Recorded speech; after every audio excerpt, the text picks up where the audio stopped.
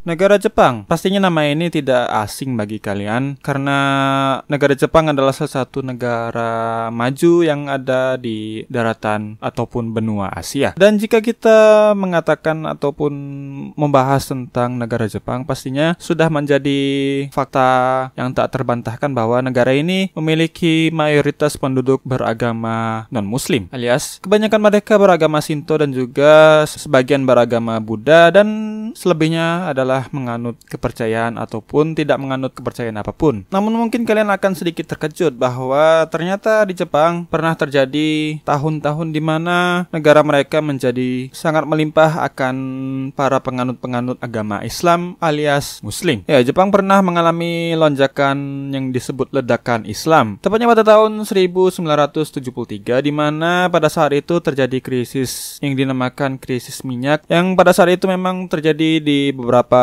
belahan dunia karena salah satunya adalah disebabkan oleh terjadinya perang Arab Israel yang dicetuskan oleh negara-negara Arab yang dipimpin oleh Raja Faisal dari Arab Saudi. Karena itu, harga minyak melambung dan minyak pun menjadi langka di beberapa wilayah termasuk negara Jepang. Dan pada tahun itulah karena fakta tersebut dan seperti yang kita ketahui bahwa Jepang itu tidak memiliki cadangan minyak yang melimpah di negaranya sendiri, sehingga ya seperti kita ketahui di tahun 45 ataupun di masa Perang Dunia Kedua, mereka sampai terpaksa menjajah negara lain untuk mencukupi kebutuhan minyak mereka, dan juga ditambah lagi fakta bahwa mereka telah menjadi negara industri sejak tahun-tahun tersebut. Dan karena perang telah berakhir dan tahun 73 adalah masa-masa damai bagi negara Jepang karena ya seperti yang kita ketahui juga bahwa angkatan bersenjata mereka dibatasi oleh perjanjian para pemenang-pemenang perang pada Perang Dunia Kedua. Alhasil mereka pun tidak memiliki kemampuan untuk menyerang negara lain ataupun menjajah negara lain seperti halnya pada saat mereka di masa Perang Dunia Kedua. Maka dari itu pada tahun 73 mereka pun menggunakan strategi diplomasi dan juga strategi ala-ala barat, yaitu mempelajari budaya dari negara-negara penyumbang dan pemasok minyak terbesar di dunia, yaitu para negara-negara Arab dan juga Timur Tengah. Ya, mereka menggunakan strategi orang-orang barat yang biasa mereka lakukan di masa-masa ketika berperang melawan Islam pada masa katakanlah seperti misalnya di masa Perang Salib, di mana para orang-orang Eropa menggunakan strategi menyebarkan misionaris ke dunia-dunia Islam untuk mempelajari Islam dari dalam dan menghancurkan mereka dari dalam. Namun hal itu sedikit berbeda dengan apa yang dilakukan oleh Jepang, di mana mereka menggunakan media massa mereka untuk menerbitkan secara massal dan intens tentang dunia Muslim dan juga Islam, dan khususnya adalah tentang budaya-budaya Arab dan juga Timur Tengah. Yang terpenting adalah tentang haji dan juga Mekah. Karena penerbitan media-media massa yang sangat-sangat intens tersebut dan juga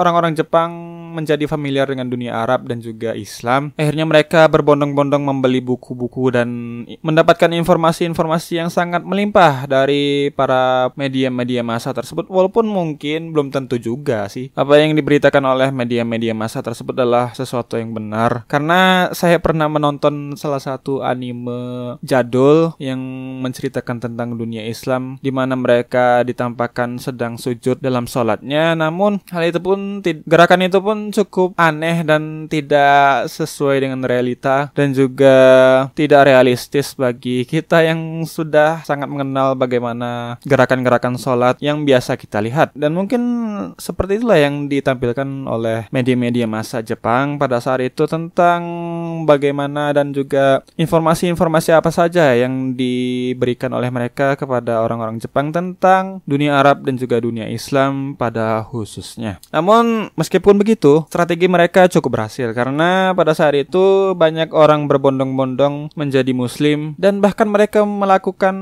rukun Islam kelima, yaitu berangkat haji ke Mekah, membaca Al-Quran dan juga melakukan sholat dengan tujuan mungkin bukan untuk menjadi seorang Islam secara murni, tapi mereka mencoba untuk mengesankan orang-orang Arab dan khususnya bertujuan untuk mendapatkan relasi dari mereka, dan pastinya hal itu berhubungan dengan bisnis dan juga juga yang dalam hal ataupun dalam bidang perminyakan, hal yang sangat mereka inginkan dan juga mereka butuhkan pada saat itu. Namun ya, selamat, tebakan kalian benar, karena pada saat setelah perang berakhir antara Israel melawan dunia Arab yang akhirnya dimenangkan oleh kubu Israel dan juga yang di backingi atau didukung oleh Amerika secara penuh, akhirnya harga minyak pun kembali normal. Semua kelangkaan itu pun tidak ada sama sekali jejaknya, dan minyak pun akhirnya bisa diatur dengan campur tangan orang-orang barat untuk mengendalikan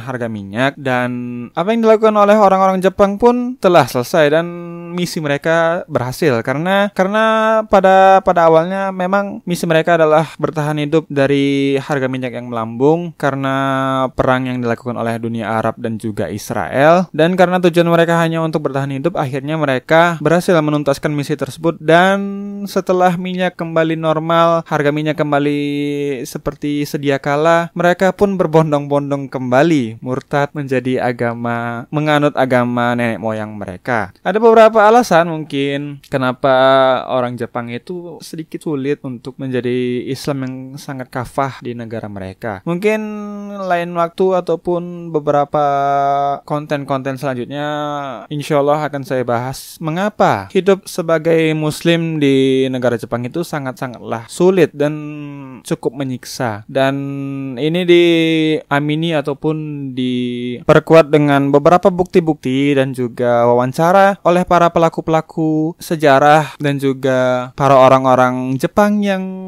hidup sebagai muslim dan beragama Islam di negara Jepang, di mana mereka dalam wawancara tersebut mengeluh bagaimana sulitnya menjadi seorang muslim di negara Jepang. Dan ini menjadikan saya pada khususnya dan kita semua menjadi lebih bersyukur karena kita hidup di Indonesia, negara mayoritas Islam, sangat mudah dan sangat enjoy menjadi seorang muslim di negara Indonesia yang ya walaupun mungkin beberapa ada orang-orang yang merupakan istilahnya adalah Islam KTP, tapi masih mending daripada menjadi seorang muslim di negara non-muslim, terkhususnya negara-negara Asia seperti misalnya Cina, Jepang, dan juga Korea. Insya Allah mungkin akan saya bahas di konten-konten selanjutnya. Dan pembahasan kali ini cukup sekian dulu. Terima kasih telah menyaksikan konten kali ini tentang ledakan besar di mana orang-orang Jepang berbondong-bondong menjadi muslim dan berbondong-bondong masuk Islam. Semoga bermanfaat untuk kalian. Akhir kata, assalamualaikum warahmatullahi wabarakatuh. Kita bertemu lagi insya Allah di